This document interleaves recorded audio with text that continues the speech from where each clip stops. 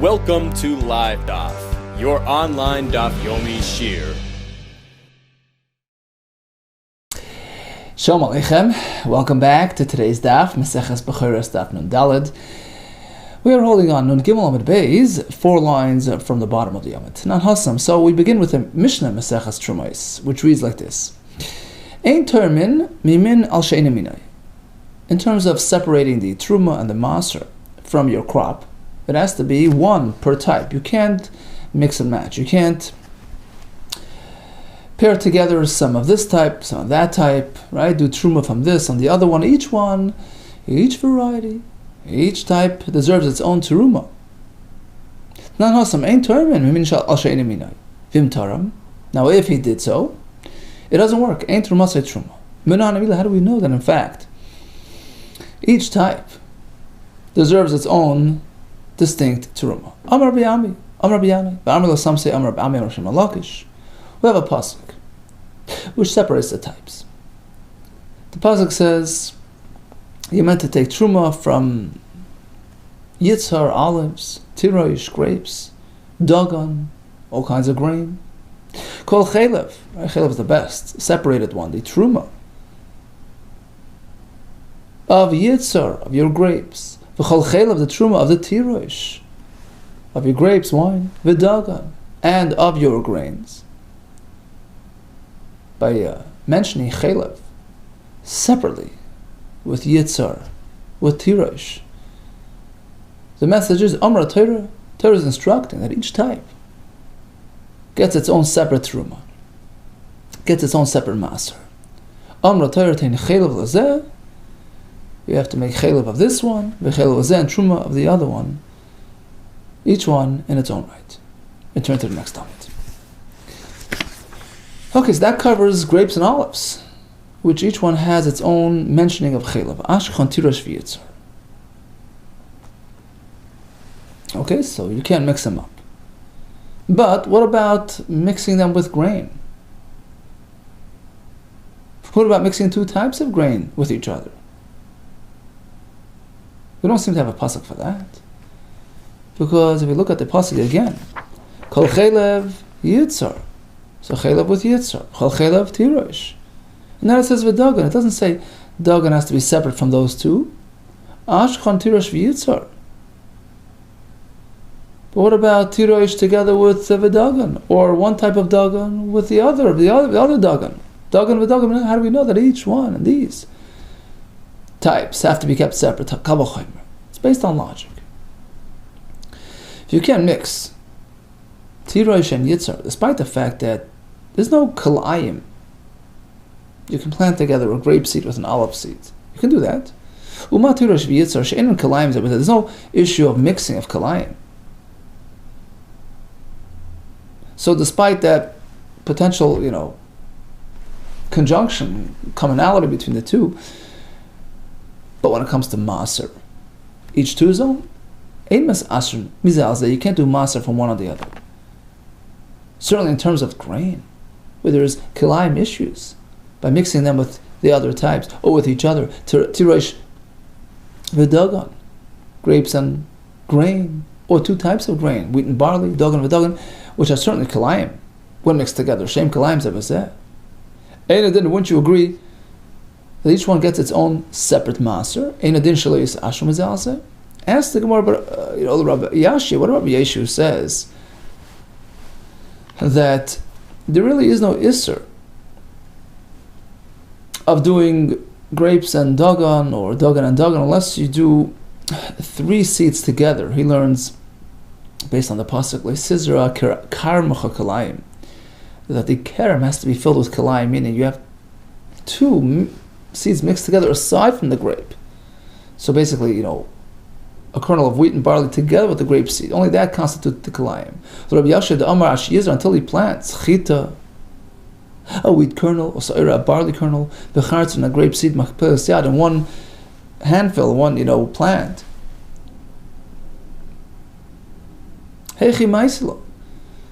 So then the whole basis for this kal v'chomer falls away. It was based on the fact that you're not allowed to mix grapes and and grain, etc.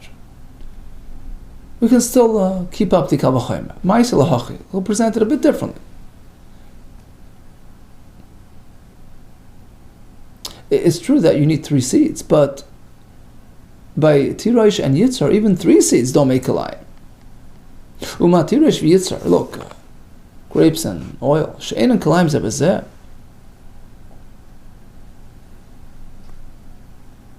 So Tirosh, which is wine, but wine, grapes, Yitzhar really means oil, but the olives from which the oil is produced. So basically,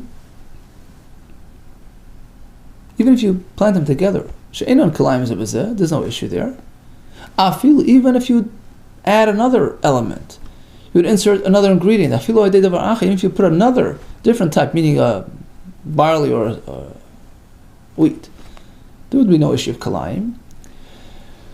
Still, they get their own maser. Ein mes asrim is as they can't combine them regarding maser. Certainly a tirish v'dagan, grapes and grain, or 2 types of grain. Dagan v'dagan shein kalayim zebazeh. I did the barachar, although directly with each other, not kalayim. But if you add a 3rd element, it makes kalayim. I did the barachar, as we explained. If you have 2 types of grain with 1 grape seed, it makes kalayim. So there is a kalayim potential there.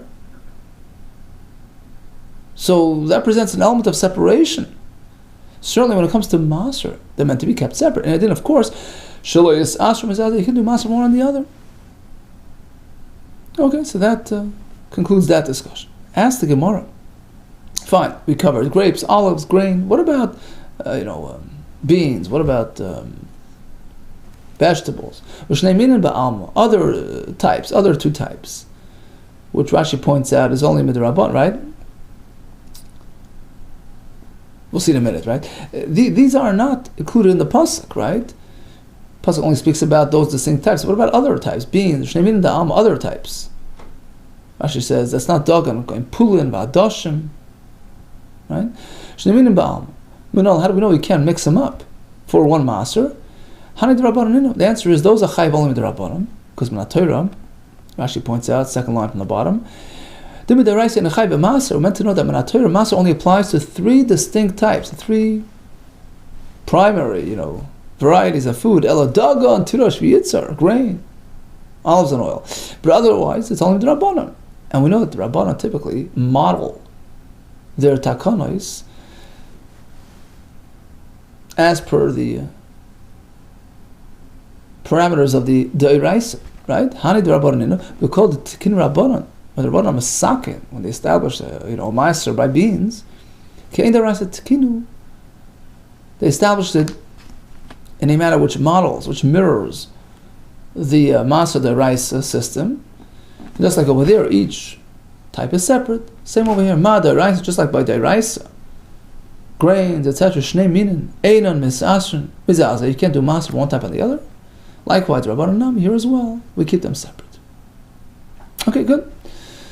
So that concludes this part of our discussion. Truma and Maser on each type separate. Dagan, Tirosh, Yitzhar, different types of Dagan, and even by the Rabbanans. Now let's shift back to Maser Behem. Where we learned in the Mishnah, it follows a similar track. Each type gets its own Maser Behem, like Bakar, its own, Tzayin, its own. Within the Tzayin family, you have 2 subsets. Sheep and goats, they can be combined together to the minyan. I need 10 animals for Maser Behema, for the minyan of Maser Behem. So, why? Why do we have to separate the bakar from the tzayin? Why can't we just have two types together in the minyan? Some cows, some sheep. Amalei Rava bar Rav Chonel Abai. I have a question. El miata. If so, what does if so mean? Clearly, we need a pasuk, a source, regarding Truma and Maser. Chayil of this, chayil of that each one gets its own. By Maser Behim, we don't have a separate pasuk for each type. How do we know you can't combine them? There's no repetition in the pasuk to denote that each one gets its own. It doesn't say V'chal Maser Bakar, a tenth of the Bakar, V'Maser Tzayin. It doesn't say that. It seems to lump it together. V'chal Maser Bakar V'Tzayin, it says, right? V'chal Maser Bakar V'Tzayin Kol Asher Yaver Tachas HaShevet Ha'asiri Yakadosh L'Hashem. Since there's no apparent separation in the pasuk, return to base. So why not combine them, mix them together? Isashrim mizalzeh. Mix together some bakar and tzayin for the minyan. Amar Leisi responds, there is a repetition. Look closely at that pasuk. So true, it only starts with one reference to Maser. If you have it on the margins, very convenient. It says, V'chol ma'atzar bakar v'tzayin. Okay, so you have Maser bakar, then it says v'tzayin. So far it's hanging, but then go further. Kol ha-sheyavet ha-shevet ha-asiri. Asiri is like Maser, the 10th, right? Yekadosh Hashem. The pasuk repeats again ha-asiri on the tzayin. Bakar is separate and tzayin is separate. Tein asiri l'zeh. Take off a 10th of the bakar. V'tein asiri l'zeh, and a Maser of the tzayin separate. Yachik kvasim mitzvayzim nami. Okay, each type gets its own.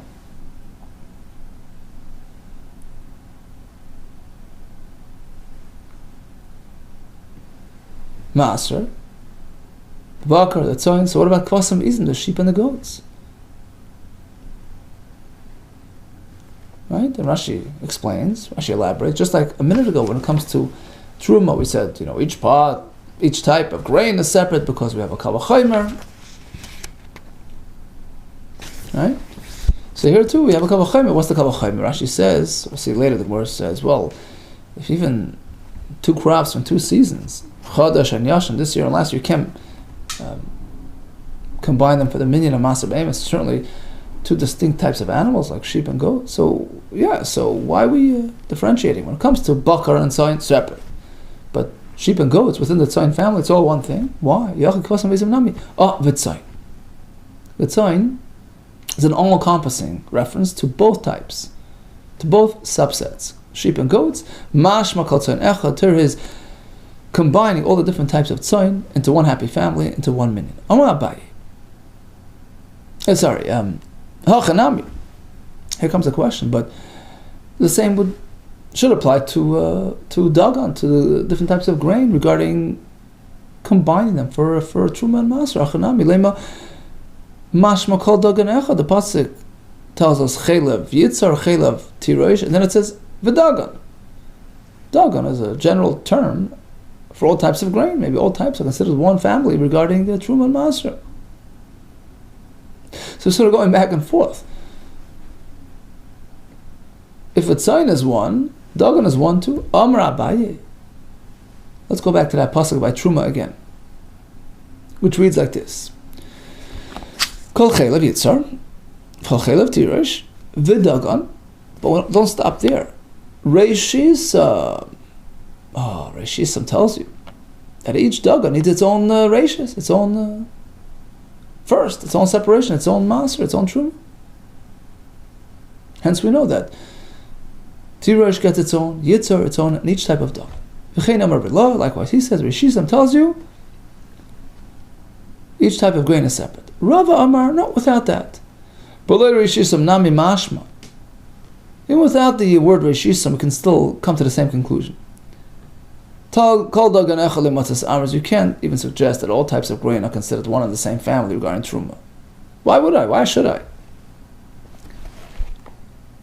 Just like grapes are their own people, olives, and so is each type of dagan.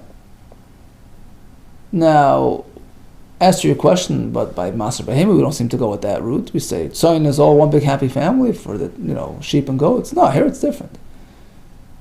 The fact that Torah goes out of its way and even says the word tzayin tells you something about combining them. It didn't have to say anything. It could have just said, all Maser Behema, 1/10 of all your behemoths.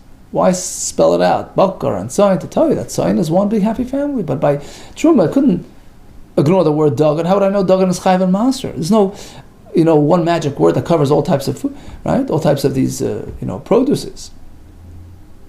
So it's the wording of the pasuk itself which indicates that each type of dagan is deemed separate, but all subsets of tzayin are to be combined. Here goes. Certainly when it comes to maser, when we say v'tzayin, denotes that all subsets are covered under the same umbrella. Mashma kol tzayin echad. Because otherwise, why even bother mentioning the different types? Why even bother saying the word tzayin? Just say behema to cover all types. And we know that, each behema gets its own maser behema. It's with the kal v'chomer. If seasons can't be combined, certainly types, right? These are gedaitach kvasim beizim. Nami, because if you're going to tell me that kvasim and izim, each one gets its own separate maser behema, and we sort of ignore the connotation of its sign, which combines them, then just leave out all examples of animals. Lichtav, you should simply say, in short, v'chol maser behema.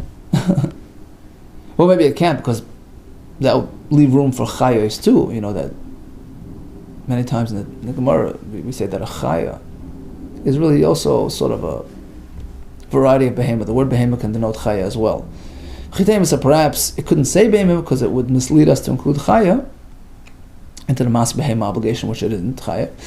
Perhaps iksiv kol mas behema, if it would say behema just blank, havamina I would mistakenly include even afilu chaya. No, tachas mekachim gamar.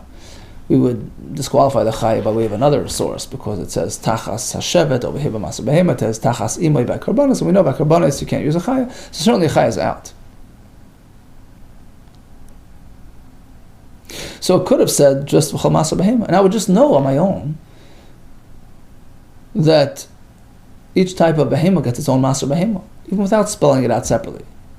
So again, the chaya is out, mikachim gamar, v'asi b'kavachaymer, so all behemas are in, and each type gets its own maser behema, because of kavachaymer, chadash v'yashan. If you can't mix seasons, of course you can't mix types. So why did the Torah spell out bakar v'tzayin? Lamali, what's the point? To teach you that only bakar v'tzayin cannot be joined together in one minyan. Hudain mes asrim, mizalze, aval kvasim be'izim, but certainly different variations of its sign, like sheep and goats, mes asrin, can be combined. So that clarifies maser behema. Aval back to truma. There's no room to think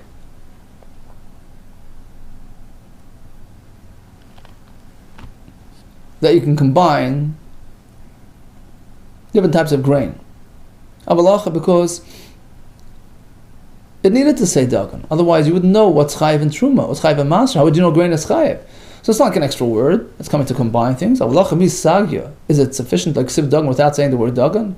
It had to say the mutar sharminin to tell you that only dagan is chayiv in truma and maser, and not other types. So there's no connotation of combination. There's no indication that you can join together. And of course, if so, we just keep them separate.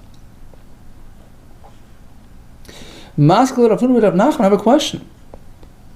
Fine, let's go back to maser behema for a minute. It could have said chol maser behema without spelling out bakar v'tzayin. So now it's spelled it out. Maybe, actually, the intent is just the opposite. Eima la'arva l'bakar v'tzayin. The pasuk is coming to allow you to join together bakar and tzayin, which otherwise I would think have to be kept separate. Amrli mazutra, Pedro Rav Nachman l'Rava. L'Rava is Nami Asiri. Rav is also based, Isli Nami Asiri, based on the word Asiri that we had on the top line of our Ummah that Abaye presented.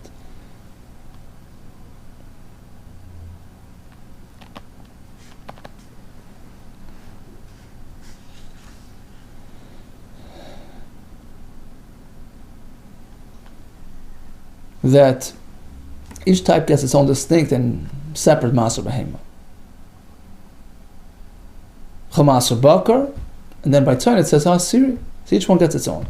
But regarding tzayin, within the tzayin family, the very fact that we have the word tzayin tells you that all tzayin are to be treated as one and the same. Okay, so again, regarding truma and maser, each type is unique and distinct.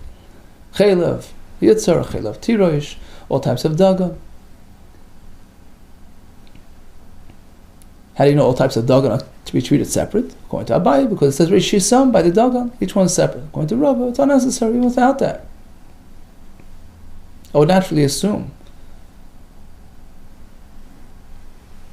that they're separate.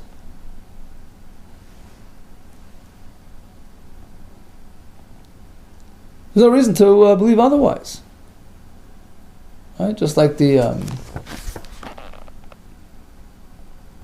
it was based on the Kal V'chomer, right? Kalayim, right? The fact that we join together, Kvasim and Izim, that's because we have a special pasuk for that. It's an exception, which we don't have by Dagan. There's another version of Rava to answer this question as to why, when it comes to maser behema, we treat each min like bakar and tzayin as separate. Even without the asiri, drasha, which separates the tzayin from the bakar, even without that, last year, Nami Loi Matzas Amris, you couldn't suggest that bakar and tzayin should be joined together, Masasrim Zalzeh. Because you may recall yesterday we had a pasuk, Asr to Asr, it's called Tvaz Aracha Shana Shana. So Asr to Asr is a duplicate reference to two types of maser, grain and animals. We link the animals to the grain and give it the same rules. So just like over there, each type is separate and unique. Likewise over here. So because we make a hekash between maser and maser dagan. Ma maser dagan, just like by grain, min sheni v'lo, you can't do maser from this type and the other type. Min sheni v'lo. Likewise, af maser behema.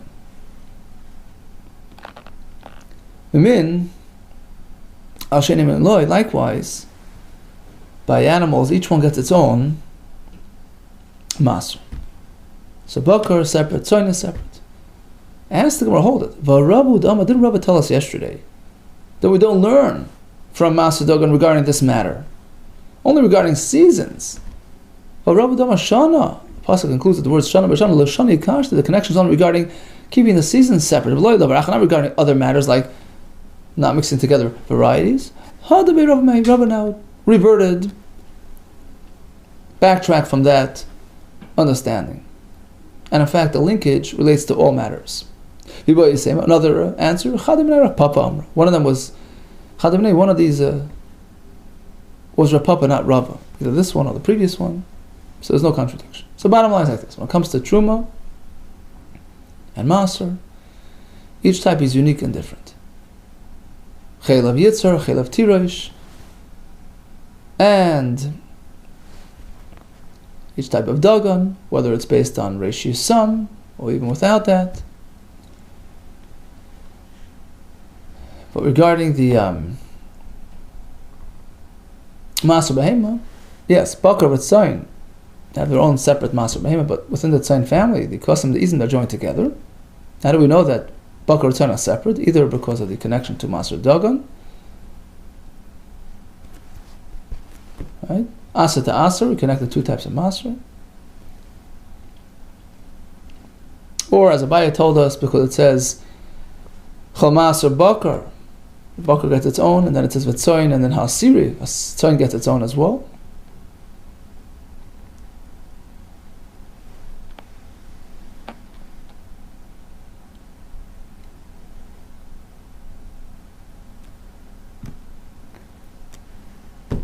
To teach us that Bakar and Tzayin are separate, but within the Tzayin family, they're all close enough to be considered as one type regarding Maser Behema. That's learned from the word of Tzayin. Okay. Now let's say yes. Right, we mentioned that for Maser Behema you have to have 10 animals. A minyan, right? Let's say they're situated in different locations.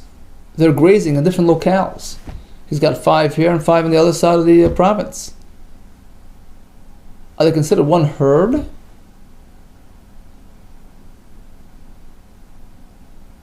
For Maser Behema or not? Is he exempt? Maser Behema says the Mishnah Mitzdarf can be combined Kamaloi, Regel, Behema Roya. As far as the animal typically grazes. Roya means she grazes. So within that range, we consider them to be one herd. But otherwise, they're too far apart. Two separate flocks. They're not considered one entity, and you don't have a Chiva Maser Behema. How far is that? 10 zayin mil, 16 mil. Each mil is around each mil is 2,000 amot, right? On a mile or so. So within 16 miles, about, they're considered one minyan. Suppose we have 32 mil between the two. That's too far apart. You can't combine them. Now the obvious question is why go to 32 mil to bring out this point. Anything above 16 is too far apart. The Gemara will discuss this. It's on account of the next halacha, to highlight the next point. So even if they're really far apart, 32 mil apart, but if he has some in the middle, so he has some on this side of the town, some on that side, too far apart, but he has a couple in the middle, that serves like a bridge to combine them, it's like they're all living here in the middle. Right? Instead of me going to you and me going to you, come over here, join together. So maybe Masram Be'emtza, it's like he's bringing them to the midpoint. It's as if they're focused on the midpoint.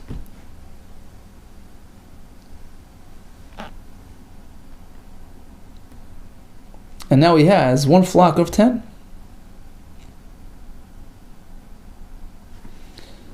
Now it seems from the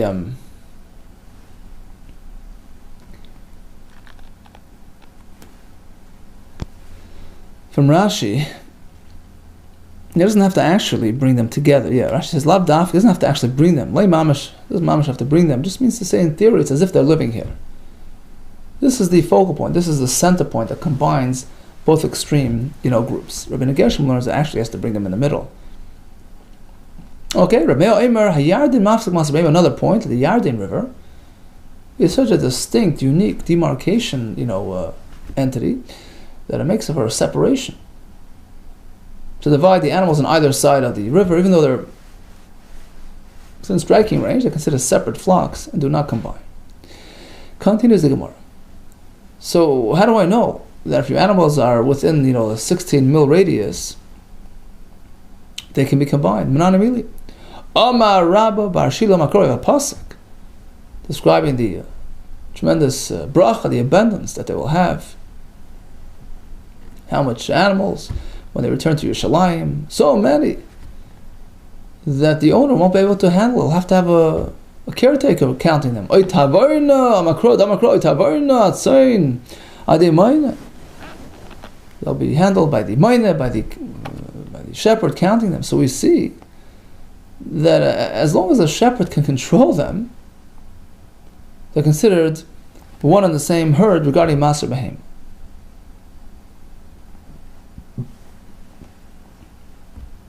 Right? So Tavarna Hatzain, they'll pass through for Maser Behem if they can be counted by one shepherd. So if he can control, if they're within his, range of vision, he can keep an eye on the all these animals. They're considered one and the same flock. How far is that? How far can a roya control his animals? The Kimul Rabban established a Shid Samili. Then an established number which is 16 mil. 16 mil away, Kol Shalta Be'ena the roya can still control, can still see and relate. Hoyu Ben Elu Elu Shleshim Shnayim Mil Ein Mistarfim, too far apart. 32 mil, too far. Shleshim Shnayim Hud Ein Mistarfim. You need to be that far away to disconnect them. But less than 32 they can still combine. You just told me 16 is the maximum. Only 16, not more than that. So why go all the way to 32? You're right. 32 is on account of the next, to highlight the next halach. The point was to continue on to the next halach, that if he has two groups of animals really far apart, but there's another little group in the middle, if he has some in the middle, maybe so that middle group will now join them together, serve as a bridge to bridge the gap, to bring together and to combine them into one flock. So Mishnah wants to highlight the extent of that halacha. So even if they're 32 mil apart, but in that case you can still save the day by having some right in the middle. So the ones in the middle within striking range to the right group and to the group to the left as well, which are within 16. So he can serve as a combiner to tie it all together. Now the question is how many? How many animals does he have in the middle to do this trick? Amarav chamish mekan, v'chamish mekan, v'chamish mekan. So you need to have 5, 5, and 5. 5 to the right, 5 to the extreme left, and 5 in the middle. Why 5 in the middle? Listen to this. The hani chamish, because these 5 in the middle theoretically can connect to either side to complete their sum total, to get them to the minyan. I can connect with you, I can connect with you. So why bother going there? Just come to me. So it says, they're all situated right here. But the starting point is that I have to have the ability to complete your sum total. This way I relate to you and combine with you. Because the 5 in the middle are suitable to connect to the right and complete their sum total of 10, and likewise to the left. No, you don't need 5 in the middle. even one in the middle. This becomes a focal point. You have 5 on either side of this extreme range, too far apart, but there's one in the middle. He serves as a bridge to connect them. Why? Because Chazin and Leroya we view as though the shepherd is right here, and he can serve as the connector. You don't need the animals to connect. The person can connect them. If he's focused right here, because he has one animal to take care of, it's like he's here. Now, he looks to the right, he sees his group within 16. He looks to the left likewise. So he's the bridge, he's the connector. Chazin and Leroy come on the koyach, we view the roy as if he's situated right in the middle. We apply the pasuk of Mayne. I mean, he's counting, he can see, he can control. He can relate to 2 groups on the far ends of the spectrum. Me'esve comes a kasha. We turn to the next topic. Kasha Rav, who insists on 5 in the middle. Okay, the fellow had 5 animals in Kfar Chananya, to the far, let's say right of the range. Another 5 on the other side, too far, right? You can't combine. And unless he has one smack in the middle and Tzipayri, which was situated between these 2 extreme towns. We see clearly one's enough. Tirgum Shmuel, I'll leave there. So Shmuel came to save Rav. He explained that this Brisa is talking about an exceptional case, in which case one animal can suffice even according to Rav. You don't need 5. He can only show you Teisha Mekan, V'Teisha Mekan, V'Achas Be'emtza. In this case, he had 9 on the far right, 9 on the far left. So you only need 1 more to complete that sum total. The one in the middle, Chazi, is suitable to complete the quota Lahachad to the group on the right, and suitable to connect to the group on the left. So it does the trick. Amar Papa, as Rav Papa, L'Shmuel, who says, it's not about the animals, it's about the focal point of the Roya. I feel the Roya mitzvah, and then you don't need animals. Even if it so happens that the Roya is living right in the middle. So he's the bridge, he's the connector. I feel even if he's not there personally, but his equipment is sitting in the town in the midpoint, also serves as a combiner. Rashi says, because he's going to end up going there to pick up his equipment. He's called the Maina. We consider that spot as the Maina because he's there and he's relating to the animals on either side which are within range. So the shepherd's residence or even his equipment can serve as a bridge. But Rav Ashi, what about the sheepdog? Kalba the Raya, what about the dog that the Raya uses? Let's say there's a dog house situated midpoint between the 2 extreme towns. It's only a dog. How would you treat that? Given the Kairli Va'asi, since the shepherd doesn't have to necessarily come here, he just whistles, says, hey, comes and running. So you wouldn't really consider that the place of the Roya, so perhaps it doesn't serve as a combiner to the 2 sides. Or perhaps sometimes the dog needs a little more encouragement than just a whistle.